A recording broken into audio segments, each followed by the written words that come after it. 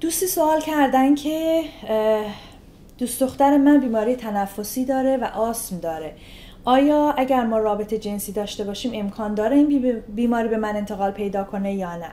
ببینین دوست عزیز، بیماری آسم یا حالا اون حالت اون ناراحتی ریوی که شریک جنسی شما یا همسرتون دارن یه بیماری ریویه. ریه هیچ ربطی نداره به اندامهای تناسلی. بنابراین وقتی که شما ارتباط جنسی دارین، این آسم یا هر گونه بیماری ریوی، مگه اینکه بیماری عفونی باشه که از طریق تنفس و بزاق دهن و اینا بتونین به هم انتقال بدین، وگرنه انتقال داده نمیشه.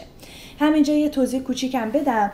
بیماری های مقاربتی یا بیماری جنسی معمولا در صورتی انتقال پیدا میکنن که مایعات بدن با هم دیگه به قول معروف قاطی بشن. معمولا هم مایعات جنسی، یعنی مثلا اگر اون ترشحاتی که از واژن خانم خارج میشه یا مایع منی، اینان که باعث میشن که این انتقال صورت بگیره، یا اینی که اگر که خراشی باشه، اگر که پارگی باشه، خونی رد و بدل بشه، باز اونم میتونه، و بزاق دهن، این هم میتونه باعث بشه که بیماری ها انتقال پیدا بکنه. ولی اصلی ترینش اون مایع های جنسی هست، یعنی مایع منی و ترشحاتی که در واژن خانم وجود داره.